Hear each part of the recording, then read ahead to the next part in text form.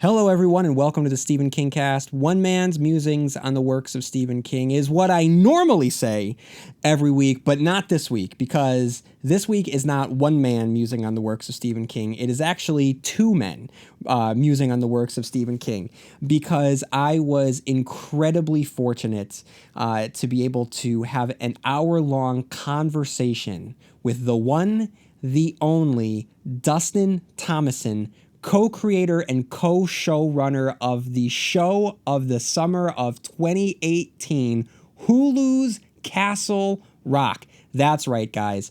Listen, the next hour, we talk about all things Stephen King. We talk about the inspirations for Castle Rock, the journey to Castle Rock, and we get into some questions that I have raised on the show that I know a lot of you fans have raised in regards to Castle Rock. I'm talking about the Polly Chalmers of it all. So, guys, when it comes to some concrete answers, Dustin was very, very generous in giving us some concrete answers. The conversation itself, it was just such a joy, and I just want to say beforehand, Dusty was, like I said, so generous, and I really want to thank him for his time, because this is someone that is co-running, like I said, the show of the summer of 2018, and to back it up and just kind of to tell the story here. I had reached out to Dusty last year after the teaser had dropped, and I wound up reaching out to him, and he was kind enough to write back and say, yeah, that would be great. We should do an interview. Let's just wait until, closer until the show comes out. This was back in the fall. And then months go by, and then we start kind of getting some teasers, and it just got to the point where I started seeing what the show and the product was going to be, and I thought to myself, this guy is going to be so busy, and he's going to be interviewing the big leagues, right? Like, he's not going to have time to sit down and talk with a podcast called the Stephen King Cast, right? But no, then out of the blue, right at the height of anticipation for Castle Rock, he direct messaged me and says, hey, now that it's closer, let's talk about, doing an interview. And I just thought that was incredible. And I think that it speaks volumes of who he is, that he's a man of his word, and he remembered, all these months when he is in the middle of crafting his show, that he thought to do this. So thank you, Dusty, if you are listening, because that just, it means everything to me.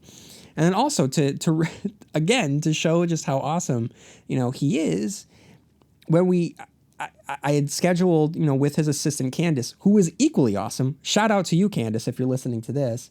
We had scheduled an original time to sit down and do this interview, and I got my time zone screwed up, and I realized, oh my God, I wasn't ready when I said that I was going to be ready. And they just rolled with it. They were totally fine. And, I thought that might mean that, I might have less time, to talk to Dusty, but no, we had an incredible conversation, and I think that you guys will really enjoy it. So we're going to talk about, like I said, all things Stephen King, the inspirations for Castle Rock, just the thought processes and what it means to tackle a show like this in terms of creativity, in terms of honoring Stephen King, Dusty's career journey leading to this. And like I said, we talk a lot about Alan Pangborn. We talk about casting. We talk about the Polly Chalmers of it all. So, guys, thank you for tuning in for this very special episode of the Stephen King Cast. And without further ado, ladies and gentlemen, Dustin Thomason.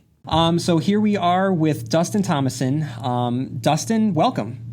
Thank you. It's nice to be on the show. I've been listening for a long time, so it's that is crazy. And I really, really appreciate it.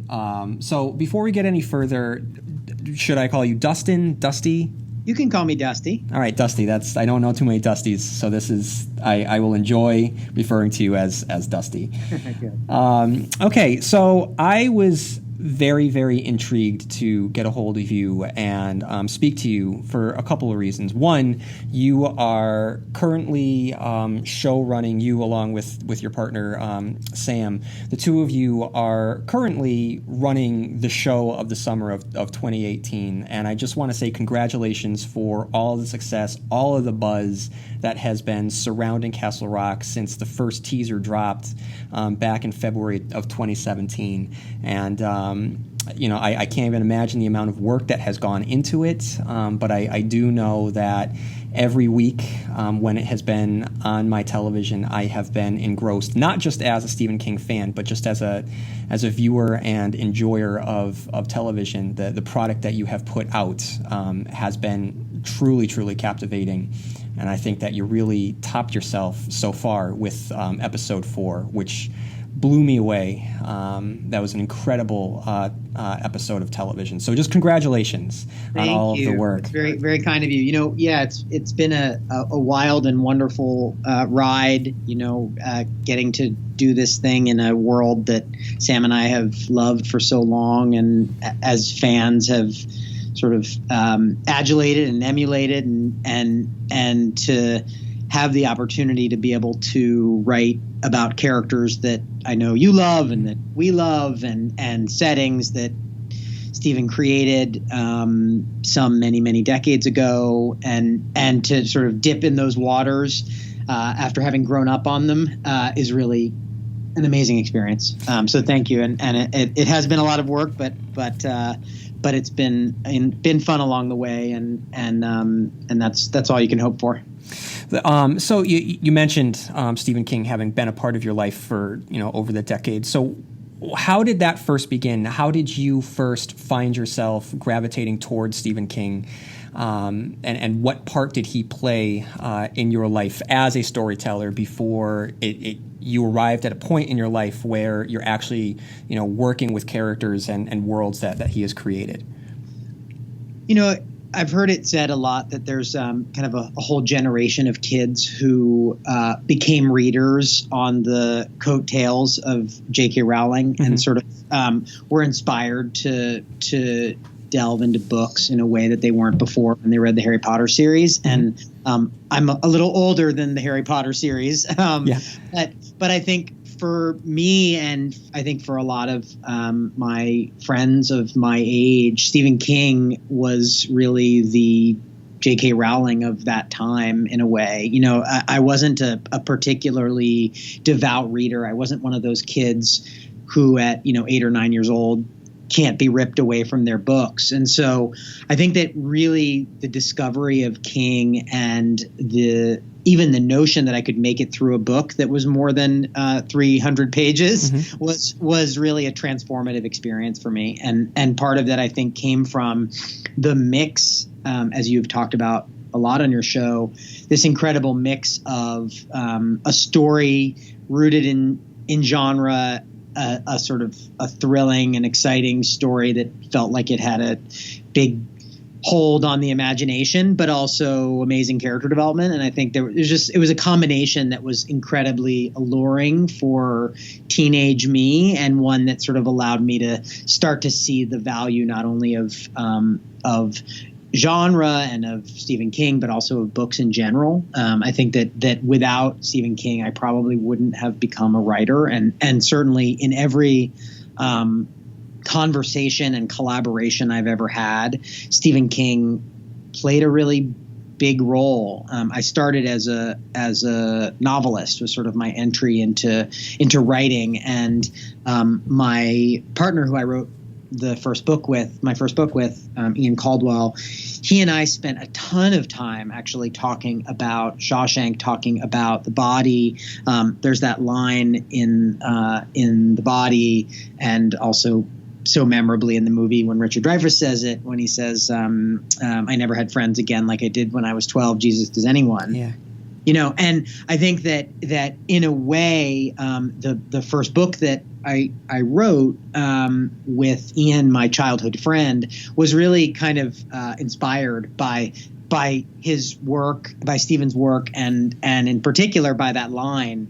In a way, we set about the task of becoming writers. Ian and I did when we were young. I think partially just as a rekindling of our friendship. And this was before I had any designs on being a television writer. And so I think that sort of thinking about Stephen King's version of friendship had this kind of romantic glow to it that was appealing to both younger me when I was in my teen years, and then even as I got into my 20s, as I started to think about what I wanted to be when I grew up. So how do you take the leap from engaging with the written works of Stephen King and other writers? Because so many of us, we receive the information, we receive the stories, we embrace them, we look forward to new Stephen King books, we love the creativity, but we don't have necessarily the bravery to go out and start creating new and original content. So you said that you wrote a novel. How did you go about taking that leap from receiving original content to creating original content, and how do you go from that to writing a novel to working in the world of television, ultimately to the point where you and Sam are running a J.J. Abrams produced television show set within the world of Stephen King? How does that happen? Because that's a Cinderella story for so many Stephen King fans out there. Yeah, I mean, it's very nice of you to say. I mean, I think that we, it's funny, Sam and I have been collaborating for a long time. We've known each other since we were 19, and we've been talking about books and movies and television for a long time, and have shared a kind of mutual appreciation society for the great TV of the sort of the new golden age of television, from Sopranos episodes to everything in between. And I think that we had always had Stephen King as a part of that conversation, as a sort of bedrock of some of the stories that we were each doing individually and ultimately together. I sort of started my television career working in what was very fashionable at the time, and I suppose will always be fashionable, which is network procedurals. Mm-hmm. And honestly, it was a bit of a lark in a way. I had started with books and had another friend who sometimes actually Sam and I both collaborate with, who sort of sent me the Mankiewicz telegram, as it's called, where somebody calls you from California and tells you to come for the there's lots of opportunity. Okay. And so, it was honestly, I had always loved TV and I had always loved movies and of course books.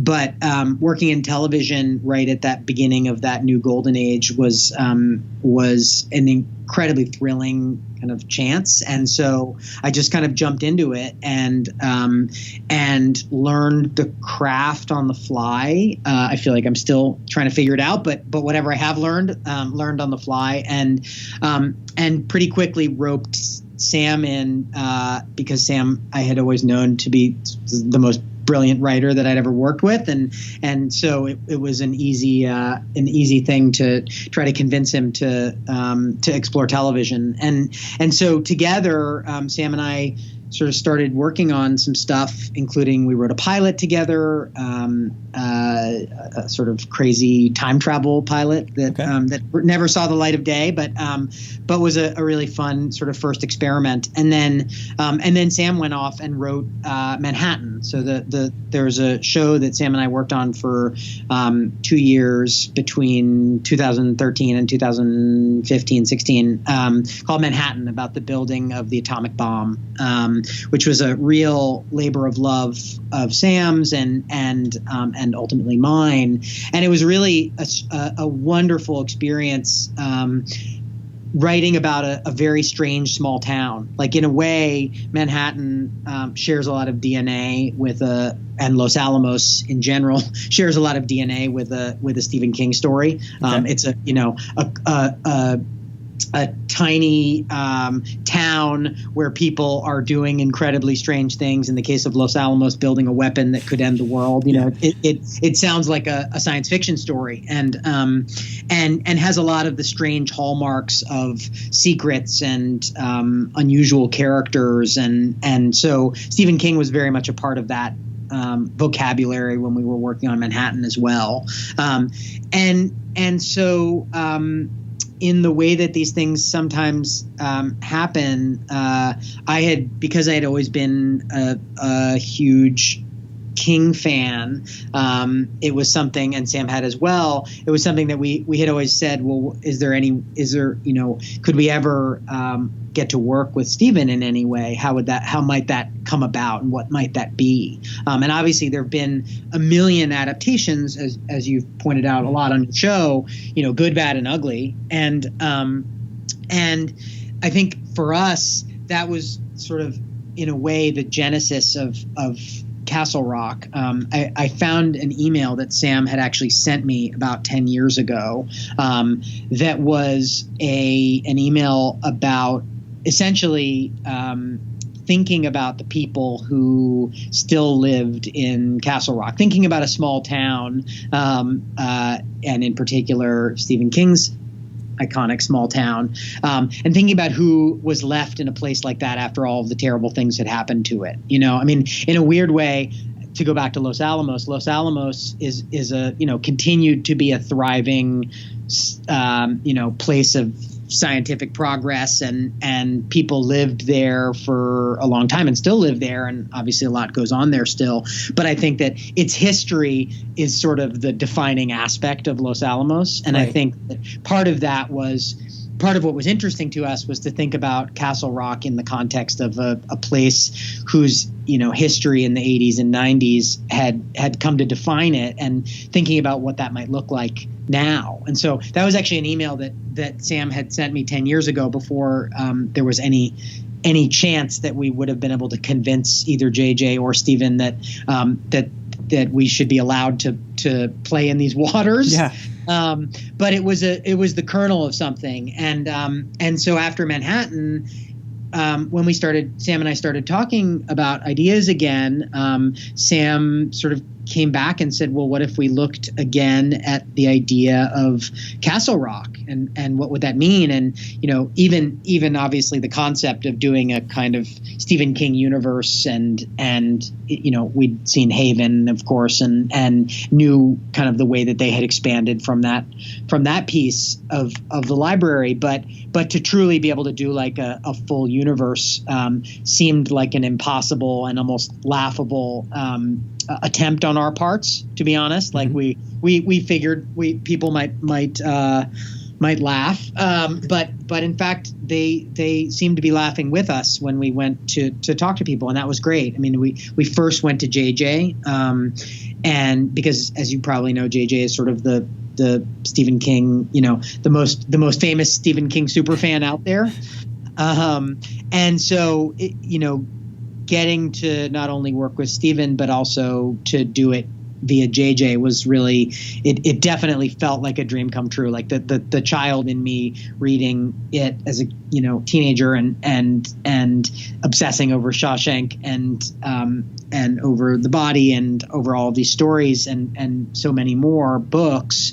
Like my heart was definitely racing at every turn. It was definitely a different kind of experience than any that I've had in television before, even though I've had some really good ones. None of them had the kind of wish fulfillment, I suppose, that working on this did for me. That's an amazing journey. That's fantastic. Now, you had mentioned some of the Stephen King adaptations throughout the years, the good, the bad, and the ugly. So as someone that is working with previous existing Stephen King works and trying to create an original work to stand on its own that feels similar to something that Stephen King would do, what are the aspects of Stephen King's work that stands out to you as like the most integral components to what makes a great Stephen King story? Mm-hmm.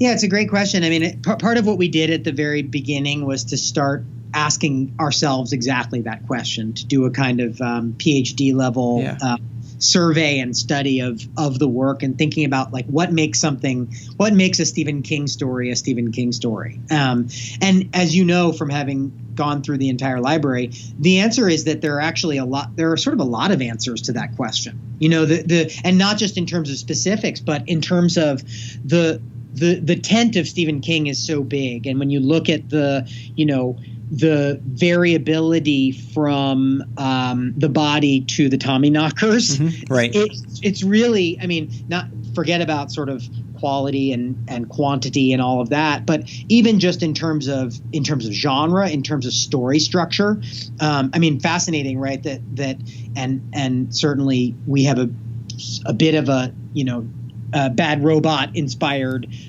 mystery box to this season, but fascinating that Shawshank, which is sort of up there obviously on the Mount Rushmore of the stories and certainly the movies, is basically a mystery box. It's one of the few Stephen King mystery box stories, and yet it's sort of masquerading as a story about freedom on the inside and friendship. And so thinking about like, well, what is it that Steve does that makes something so powerful? And I think that it honestly comes back to the sort of idea for me that and we've all heard this in interviews, like that Steve could have been a purely literary writer if he'd wanted to. If he'd chosen to just write stories without a genre element or without some big high concept at the center of them, he might have been, he might be John Updike instead. He obviously has an incredible sense of what it means to be human and what it means to be flawed as a character, and can write sentences up with the best of them at a word for word level. And so I think part of what we started to feel as we went back through our sort of great reread in preparation for the series was that the difference inevitably, as I think very well, one thing that's really hard when you're trying to kind of digest a Stephen King story into 2 hours or even into 10 hours is that so much of what makes Stephen King is character development and asides and filling out the kind of archaeology of the town that he's writing about or the place that he's writing about, and that's something that's really hard to do in a digested dramatic form. And so that was something that was really important to us, that we both allowed things to breathe enough that it really felt like you were building up the kind of atmospherics that Steve does and starting to invest in characters in the way that he makes us all invest in his characters. And at the same time, obviously giving enough, surprising and imaginative, hopefully, and shocking turns that it keeps the pages turning. As I feel like we all, as Stephen King readers, go to his books for both. We want both of those elements, and so that was a real balance for us as we started to think about it. And then the other piece of it, I think, is that one thing that was important to us was we felt like Stephen King was a very contemporary writer. And as we looked through all of the books and started thinking about theme and about character, it's like, is The Shining a story about a man who moves to a haunted house and about mind reading? Or is it a story about a guy who goes crazy and torments his own family because he's trying to write a novel and can't? And right. I think that those very human horrors were something that we were really interested in and hope that they sort of show up throughout the first season. This idea that, that small towns have now been kind of devastated by economics and flight to the cities and changing businesses. That was something we were interested in, and really felt like if Stephen King were writing about kind of Castle Rock today in sort of the traditional way, that's something he would embrace as well. And also to thinking about prisons in a way, in a new way, what would Shawshank look like now? Privatization of prisons and the kind of dehumanization of that process. And so I think that was the other kind of key element for us in sort of the reread was thinking about, well, what is he really writing about in this book or this story? Like what element of human horror is he getting at? And for us, that was a big part of how we built out the first season, was sort of thinking about, whether it's a horror story about prisons or a horror story about having dementia and what that can take from you, and that's something we'll see more of as the season goes on. Those sort of central human pathoses were something that we really wanted to explore and felt like were very Kingian. So that's a fantastic answer, and it bleeds perfectly into something that I've been thinking about. Now, it's hard enough to be able to create a story, period, all right? But you are tasked with having to create a story and, adopt Stephen King sensibilities. So how do you find that balance between incorporating a Stephen King feel without losing your own creative voice? Yeah, it's a great question. I mean, I think that anyone who has done an adaptation of something is sort of faced with that very question. Mm-hmm. And I think this is a unique situation, even in the sort of world of adaptations, because as you say, I think Sam sometimes says that part of the biggest challenge in a way of working with as much material as we have to work with is feeling like you go to an all-you-can-eat buffet and you put a little bit of everything on your plate, and then suddenly it doesn't feel like a cohesive meal, and you're just kind of eating a bunch of random pieces. And certainly just thinking about the library and in thinking about the stories, like how do we control the appetite of our own appetite to engage with the material in a way that doesn't become distracting and that doesn't sort of take away from the story. So I think part of the biggest bulwark that we tried to set up against the question that you're posing was, I mean, there's a reason why Pangborn is the only really central Kingian character in season one, in the beginning of season one. We wanted to populate the world with original characters that we could create kind of in the image of Kingian characters, but that we would have control over, that we would, sort of be able to tell the story of in the way that made sense to us. And obviously Pangborn is sort of the big exception to that rule. And we can talk more about some of your, I heard some of your questions about Pangborn and about how we were using him, but I think part of what that was a really important choice for us was to use the settings and the feel and the mood of King in this first season, but not to kind of overstuff it with characters that were already canon. Mm-hmm. And so in that way, to be able to tell our own story about something that we cared about, and to be able to extend the universe rather than to kind of revisit every one of the stars that we've loved. So I just want to say, in regards to Alan Pangborn, thank you for using this particular character, because I have always loved him as a character, and I've always wanted to see, the further adventures of Alan Pangborn. but not at the expense of him as a character. And that's what's great about what you're doing with Alan, because we all have the image of Alan coming out of Needful Things, where, you know, he was fighting for the soul of this town. You know, he was struggling with his own loss, you know, and he was just a good man trying to do right in a world that, you know, was changing around him, and he was just trying to remain true to who he was. And, you know, I've often said that he has been, in many ways, you know, a gunslinger in the world of Castle Rock and within, you know, that world. And, you know, there's obviously a lot of, you know, dream fantasies out there where, you know, Alan, you know, possibly meets up with Roland the gunslinger, and, you know, so there's a whole avenue to explore there. But what I like about Alan is that he is a man who doesn't seek out the supernatural. It finds its way to him, and he does the best that he can to beat back against it without losing himself.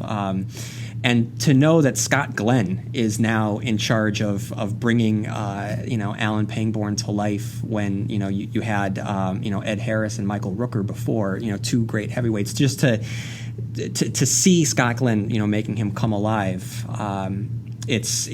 Every time I see him on screen, it's amazing to see. Now, how did you land on Alan? At what point did you, in the writer's room working with Sam, when did you say Alan is going to be that touchstone from the previous works over other characters? What made Alan stand out?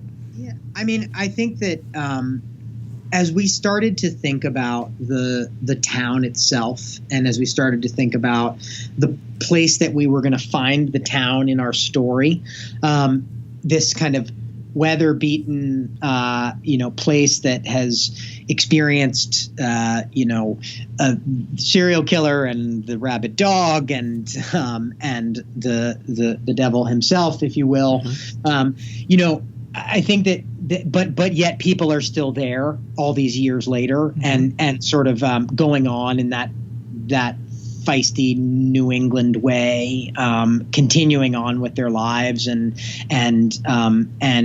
you know, having found a path or a way of survival in a place like that. You know, I think part of it for us that was really interesting, like we actually never considered the idea of doing young Alan Pangborn. Right. You know, it for us, because of the vision of the town that we had, I think that it was a very early and very natural connection for us, that we felt like, oh, here's this, you know, this wonderful and conflicted and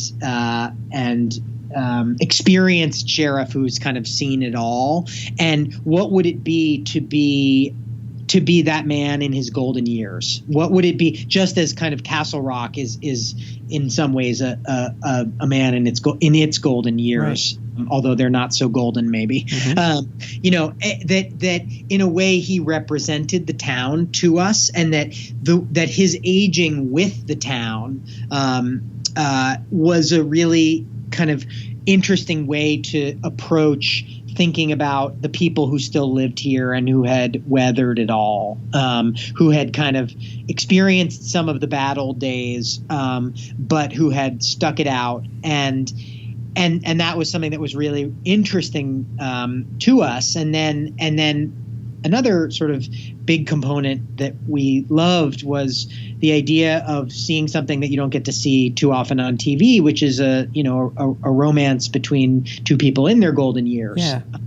And so this idea of seeing a Pangborn who had experienced a lot, you know, seen a lot, who had been integral into the mystery itself and the question of Henry's disappearance as a younger man, but who now was sort of living out his final era with this woman that he loves. That felt really resilient and interesting to us in a place that there aren't a lot of joys. And so that was something that we wanted to embrace and watch. And obviously having Sissy Spacek and Scott Glenn together is something that we're, you know, really excited about and will continue to develop over the course of the season.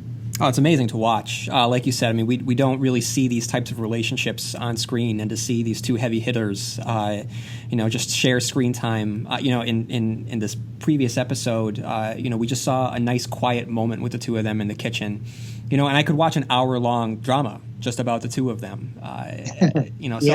So with his history, it kind of leads to a bigger question, because. With Alan, he was someone who, in his earlier life, he had lost his wife, he had lost a son, and then by the time Needful Things comes along, he has, started a romance with another character, Polly. So, I know for a lot of fans, we have been watching Castle Rock, and there has been no mention of Polly.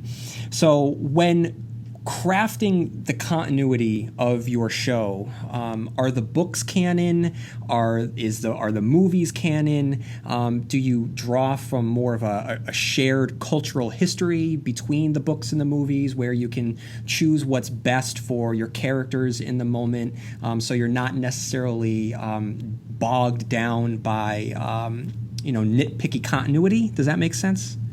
Yeah, absolutely. It's a great question. I mean, and it certainly applies, beyond the Polly question, all the way to larger aspects of the mythology and the story building. I mean, I think that the way that you articulated it is probably about right. Mm-hmm. In that, I think part of it, if you think about the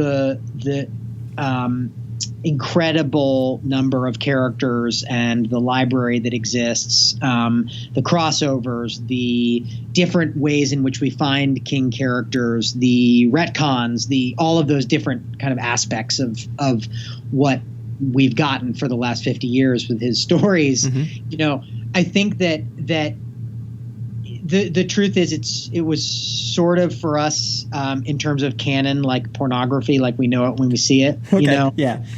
Which is to say that I think that for us, and I can talk a little bit about the Polly question as a sort of example, mm-hmm. But because we wanted to tell this great love story between Alan and our original character, Stephen King inspired character Ruth, it sort of was necessary that we not have Polly be kind of part of that timeline. Mm-hmm.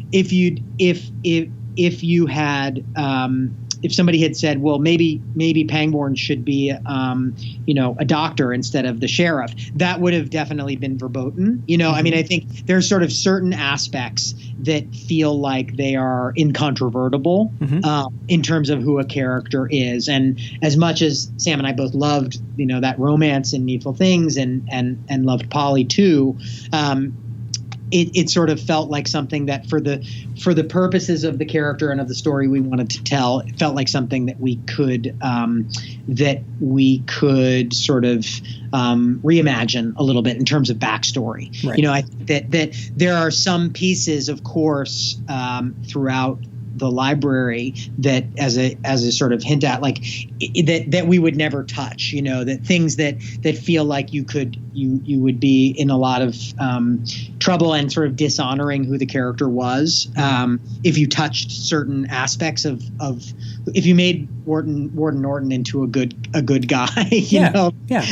There's just some things that are sort of essential to the nature or the experience of the reader that we would never touch, and then other things where we felt that the continuity didn't have to be so kind of academically hewed to, that we could take some liberties, and that would be okay for the purposes of storytelling, as long as there was a reason why we had done it and we were preserving the kind of essential aspects of the characters. So maybe a good way of maybe summarizing that, and tell me if I'm wrong, is the events of, let's say, the general events of Needful Things happened, whereas the specifics might not translate over into the show? Yeah, I mean, Needful Things is kind of a good example, because it was both in terms of the Polly question and in terms of the other events that Pangborn's involved in. It sort of felt like to leave Needful Things entirely out of the continuity, and the sort of story of the fire and the devil and all of those things, and given that it's sort of the, as you know well, the quote last Castle Rock story, it felt like leaving it out of the continuity entirely was probably a mistake. And so that's why we sort of took a slightly liberal approach to exactly what the specifics of that backstory were in terms of Pangborn's experience. Okay. Now, with when you and Sam and the writers are crafting the episodes, you're creating these characters and they're existing in conversation and on paper. At what point does the casting begin? Because this is what you have been able to assemble here. This is a murderer's row of talent. Are there any actors that you had hoped to get that you wound up getting? Are there any actors that are not necessarily changing the characters as you have written them, but are imbuing them with different personalities or different characteristics? Just generally, if you could talk about the casting of this show, because the talent with which you're able to work is almost unparalleled on television right now. From Terry O'Quinn to Scott Glenn to Sissy Spacek to Jane Levy to Andre Holland. Everyone that shows on screen is not just a hey, that's someone. It's oh my God, it's that person. How did they get that person? So any thoughts that you have on the casting? It's funny. It obviously, like from the Stephen King perspective, we have kind of what Sam and I sometimes refer to as the alpha and the omega of Stephen King stars. We have Sissy Spacek and Bill Skarsgård, first Stephen King star, and Bill Skarsgård the last, in a way. Of recent days, and in a weird way, I think that there might be a tendency to look at the casting of the two of them, sort of even beyond the question of how we've been so fortunate, and we honestly counted our lucky stars with every casting turn. But in terms of the Stephen King question, it was really kind of an accident in a way, the sort of kingness of the casting. And in fact, we had conceived of this role of Ruth Deaver, of Henry's mother, and Sissy was the first person that had popped into our mind as we were writing it. And honestly, most of that was because of things like in the bedroom.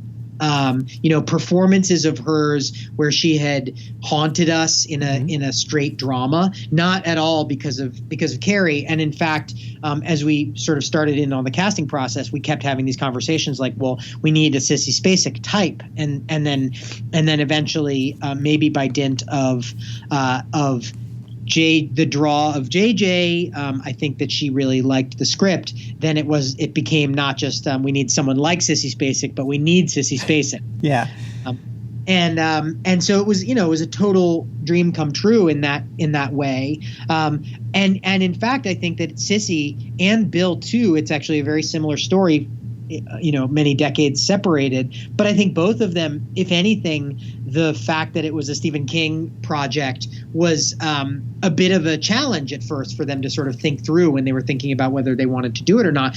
For Bill, because he had literally just done it and the movie hadn't come out yet. So we cast him in January or February of 2017. Okay. And so it had been filmed, but nobody knew how it was going to be good. Nobody knew that Bill was going to break out from it. None of those things were sort of known. And so we knew Bill from his other work, but we didn't like have a sense of what that movie would become. And so it was sort of it was a pretty surreal experience in a way to watch that movie become what it became while we were in the writer's room. Yeah. And, writing for Bill, because Pennywise, now it's become, as you've noted in some of your podcasts, like now it's become this kind of back to iconic character in the public imagination. But that's a very recent development, and it's one that came after we conceived of and cast Bill. And so it almost seems like we kind of assembled the Avengers of Stephen King, yes. But we really didn't intentionally do that. We just offered the roles to actors that we loved, and it kind of happened that way. And then that extends to the rest of the cast. Like, obviously casting Henry, the person at the center of the series, was crucial. And so Andre was the first person that we ever talked to. He was the first and only person we ever talked to about playing Henry. Oh, okay. Because he was someone that we had loved so much from The Knick, from Moonlight, from, his stage work. And so it seemed like that sort of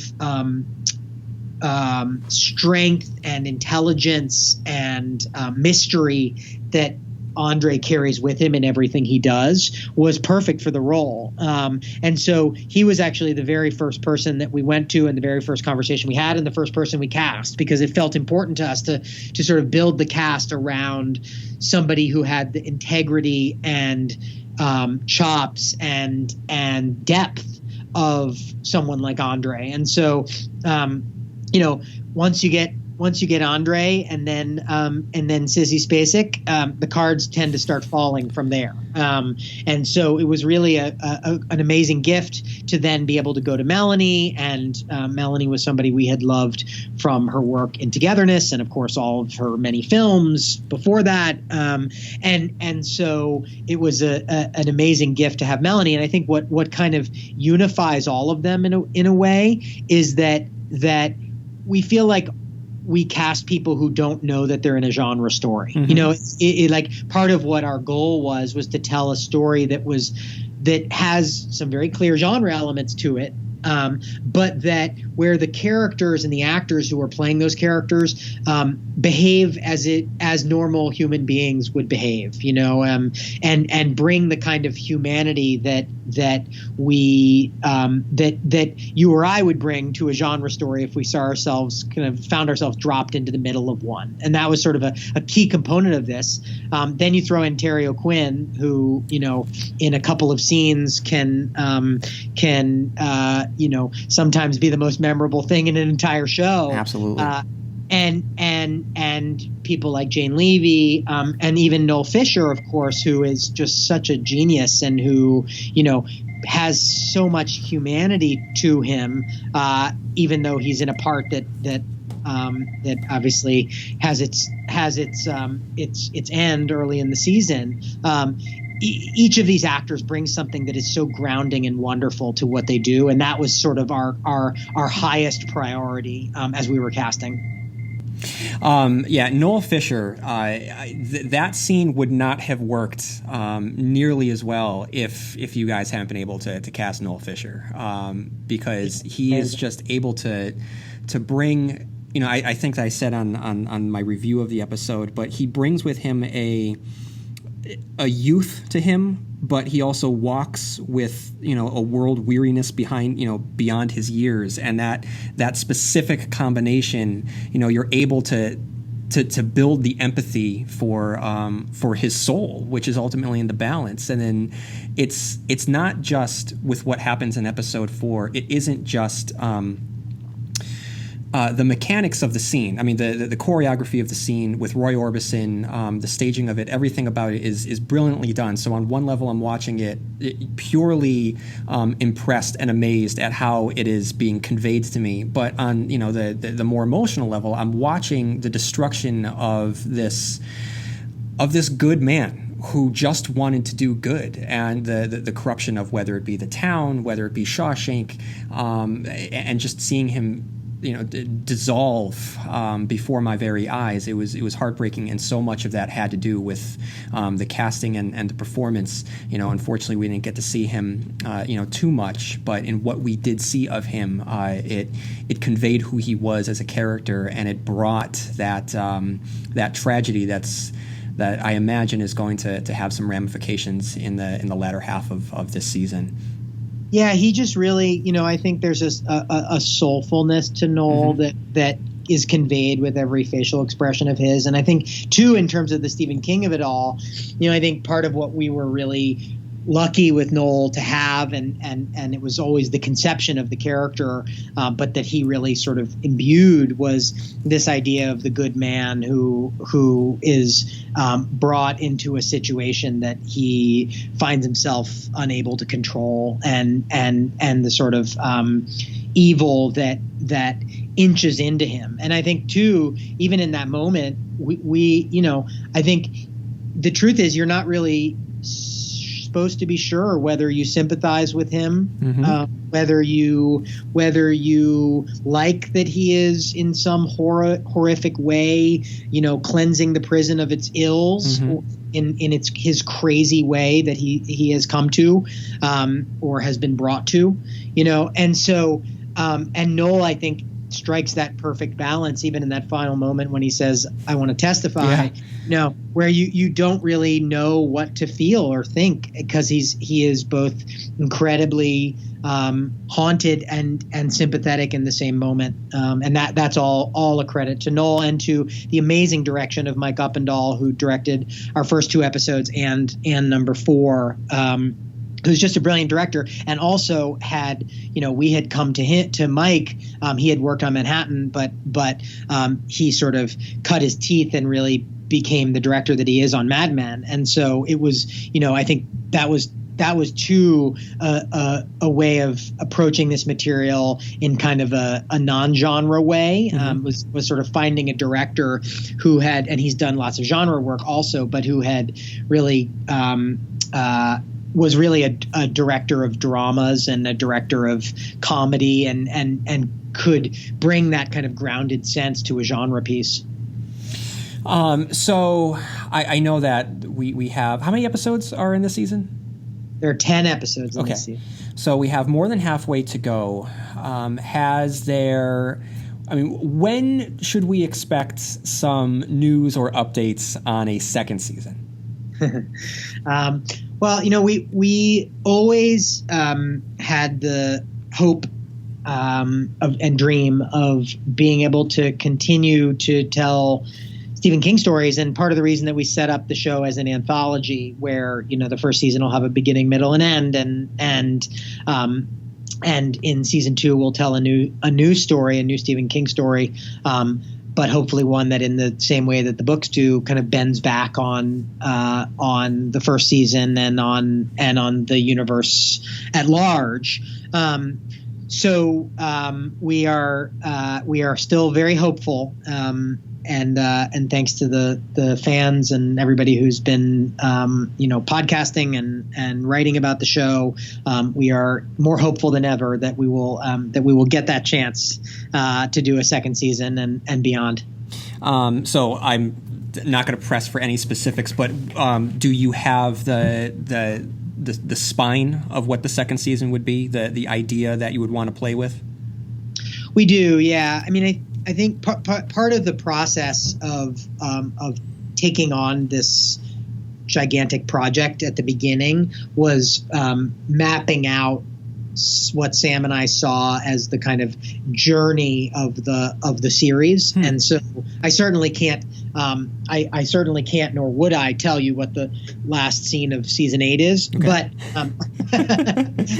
But part of it was that, of course, in the process of adapting the town and in the process of adapting the universe at large, we explored a bunch of different options for what season 1 would be. We very quickly sort of came to the idea that this was what we wanted season 1 to the direction we wanted season 1 to go. But in the sort of process of talking about the show and thinking big picture about it, there were 2 or 3 other ideas that were very, very close to making it into season 1 territory.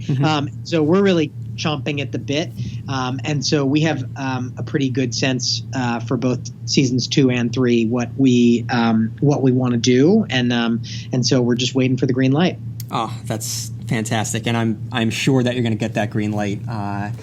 And lastly, because I've taken up a lot of your time and I really appreciate it, but I guess the last question is, I've had listeners write in about advice in regards to their own writing, and I haven't really been able to give much advice to them about how to go about that in order to ensure that the work that is living inside them is able to be translated onto paper or word processor. So what advice do you have to give as someone that has made that leap from consumer of product and content to creator of content? What advice would you give to them to help them along with their own journeys? It's a great question. People sometimes, especially when they're working on books, because I started in books, people will reach out to me and they will say, "Would you read my book? Would you check out what I'm writing?" And I often ask, the first question I always ask, in fact, is it finished? Mm-hmm. And I would say about 80% of the time the answer is no, not yet. And by the way, I understand as a writer, like the instinct to, when you're in the throes of the very difficult process of writing, to reach out and try to, give yourself sort of the promise of where this is all going when because writing is incredibly difficult. It's a craft like any other, and it's a job like any other, and you have to just keep at it. And so, truly, and I know this may sound a little bit like a cliche, but my first piece of advice is to finish something, is to finish something no matter what you feel, how good or bad or mediocre you feel the first draft is, because all of our first drafts are totally mediocre. Writing is rewriting, and I think that in a way, the simplest piece of advice that I can give is to just push through to the end, to keep going until you have a beginning, middle, and an end, and have something to work with that you can then share with people, that you can then get criticism on. And I think that would be the other thing is find a group of people or people that you trust who will give you the honest truth about your work, and people who aren't going to tell you that it's great, and everything is great, and you should be so proud of what you've done, even if that's true. I think that finding a person or a group of people who will give you honest, unbridled feedback on that first draft is something that has been incredibly valuable to me. And I'm certainly a person who, for my friends and collaborators, end up reading a lot of first drafts and giving thoughts, sometimes painful thoughts that people don't love, but hopefully ultimately to the benefit of the work. And hopefully I myself, when I'm in that situation, take those notes well and try to really hear the music of those notes, because it's a hard thing, and it's true at every level. Even when you're the showrunner of a show, you're inevitably getting notes from people, right, from JJ, from the network, from the studio, from everyone involved. And you don't always take all of those notes, but usually if you can really listen to what the notes are and you start to hear a chorus, then that means that there's something that you can make better. And that's the other kind of, besides finish something and just get it all the way to the end, no matter what state it's in. Try to really hear the music of the notes that you're getting from people, and embrace it and explore it. Even if you decide ultimately not to change it, really torture yourself with those notes to make sure that they're not right. Oh, that's so helpful. And so, listeners, please take Dusty's advice, because he knows what he's talking about. And here's one question that I meant to ask earlier, just a very basic question, but what's your favorite Stephen King work? Well, I feel like there are sort of there are a lot of different answers to that question. I feel like among the purists, maybe there are two camps. There's the Dark Tower camp and the Stand camp. Yeah. And I know I don't know what your answer would be, but or maybe I've heard you say maybe I've heard you say it at some point. But for me, my gateway to Stephen King was It, and I read that when I was, I think like the exact age of the losers when they were children, and I was just struck by the authenticity that an adult man was able to capture childhood wonder and imagination as well as he did. So from there, he had me hook, line, and sinker. So it is. What is it he says? I have the heart of an 8-year-old boy sitting on the end of my desk. Yeah, right. Yeah. Yeah, and so for me, The Stand is definitely my answer. I think part of it is that I love that The Stand, and this is something that I think is really a sort of fascinating aspect of his work in general, but it's sort of in full flower in The Stand for me, which is that you start in one kind of story and you end up in a very different kind of story. Mm-hmm. And both of them are really interesting stories. And so that's something that I think, like, as a person, even in Castle Rock this first season, like as a person who is kind of fascinated by transformations within stories, like the idea that you could actually not only have a character transform, but literally have the kind of story that you're telling transform before the reader's eyes, from a, apocalyptic medical thriller to a story of revelation and a sort of spiritual quest, is just a really amazing work of art to me. And I love every page of that uncut, unfiltered Stand. Yeah, that is. I mean, that's a really insightful look into what makes The Stand tick. And when you were saying that about the novel transforming into almost a completely different genre, I mean, he just did it again. I don't know if you had a chance to read The Outsider, but it's the same thing. I mean, it begins one way, and by the time it concludes, it's concluding a completely different story than you expected from the beginning. The beginning of the novel when you started out reading it. Yeah, it's and that's something, by the way, that is it's kind of a hallmark of the Twilight Zone also. Right. That transformation of genre, even though you always know you're in the Twilight Zone. Right. But yeah, I mean, I think so that I think is something that he does in a few of his stories, and The Stand is definitely my favorite of that type. Okay.